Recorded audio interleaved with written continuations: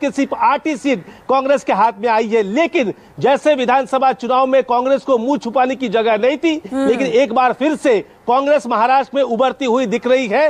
ये नंबर 4 की पार्टी यहां पर पहुंच चुकी है। सबसे बुरा हाल दो पार्टियों का है, जिसमें उद्धव ठाकरे की शिवसेना है, जिसे यूबीटी कहा जाता है, सिर्फ 9 सीटों पर नगर अध्यक्ष उनके जीते हैं, और दूसरे शरद पवार के पार्टी के 8 जीते हैं।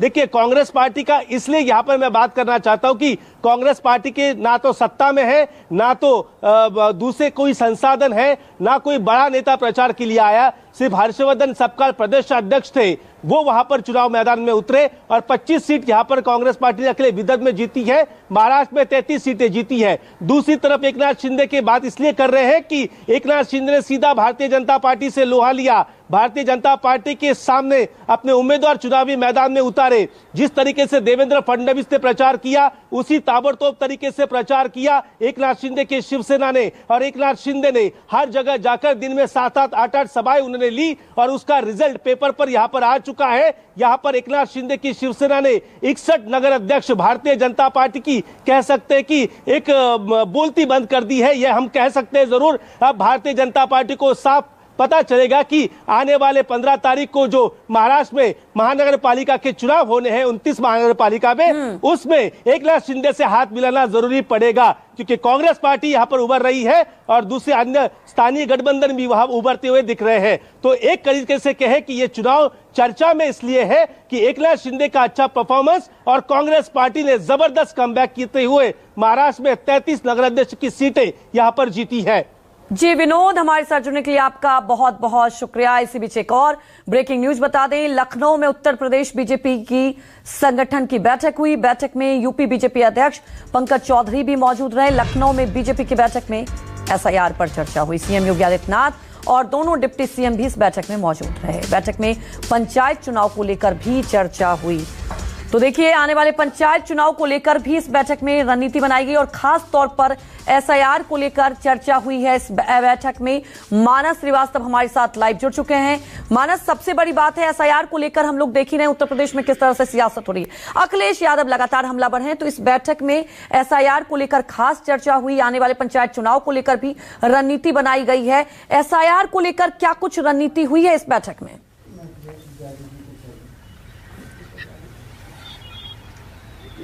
देखिए, एसआईआर को लेकर के खासतौर से कहा गया है कि संगठन और सरकार, देखिए पहली चीज तो स्पष्ट कर दी कि संगठन और सरकार की साझा बैठक थी।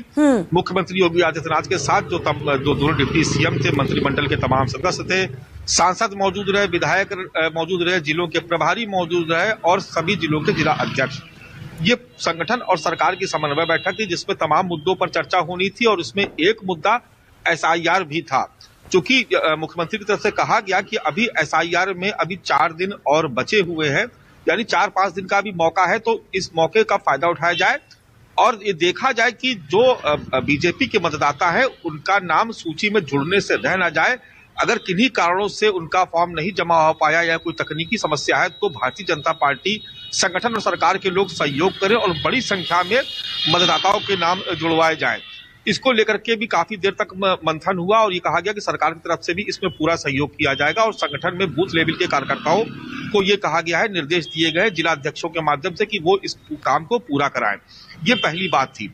दूसरी बात ये भी कही जा रही थी क्योंकि बहुत सारे ऐसे मतदाता हैं जो ग्रामीण इलाकों में रहते हैं और शहरी इलाकों के मतदाता है, लेकिन वो ग्रामीण इलाकों से एसआईआर भर रहे हैं, तो उनको भी रोका जाए, उनको बताया जाए कि इससे कोई फर्क नहीं पड़ता है, आप शहर में अपना नाम ना कटवाएं और अगर आप यहाँ के मतदाता है तो यहीं बने रहे। ये 2-3 मुद्दे एसआईआर को लेकर के थे।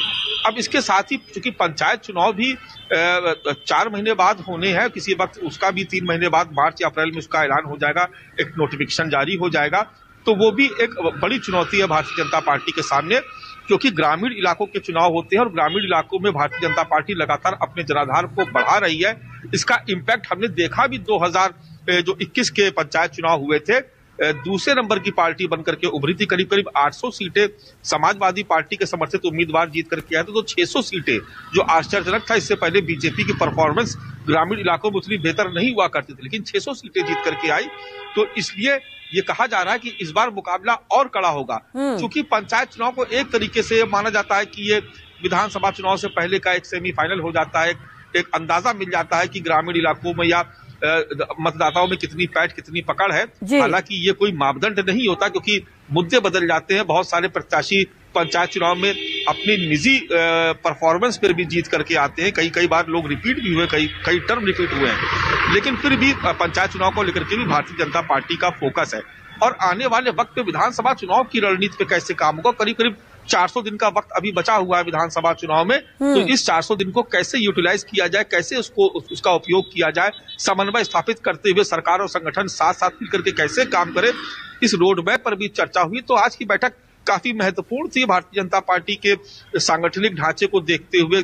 बिल्कुल मानस, सबसे बड़ी बात यही है कि महत्वपूर्ण बैठक हुई थी, खासतौर पर संगठन और यहाँ पार्टी के बीच एक समन्वय बैठाने की भी पूरी कोशिश की गई। हमारे साथ जुड़ने के लिए आपका बहुत बहुत शुक्रिया। इसी बीच एक और अहम खबर बता दें, आरएसएस प्रमुख मोहन भागवत का बड़ा बयान सामने आया है।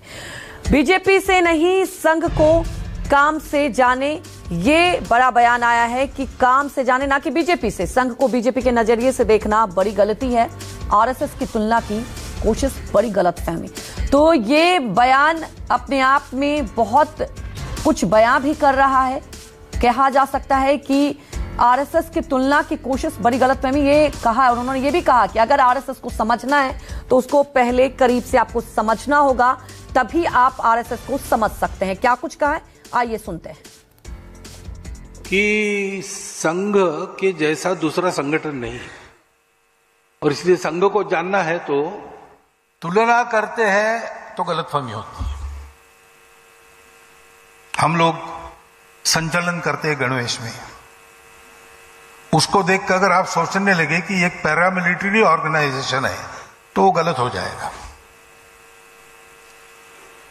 इतनी सारी सेवा करते हैं स्वयंसेवक, 1,30,000 से ऊपर छोटे बड़े सेवा प्रकल्प संघ के स्वयंसेवक विभिन्न संगठनों के माध्यम से देश भर में बिना सरकार का पैसा लिए चलाते हैं। अब कोई भी कह सकता है कि संघ एक सर्विस ऑर्गेनाइजेशन है, तो गलती होगी।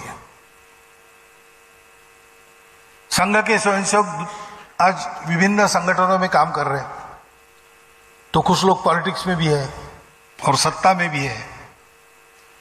इसलिए बहुत लोगों की ये प्रवृत्ति रहती है कि संघ को बीजेपी के द्वारा समझना, तो बहुत बड़ी गलती होगी।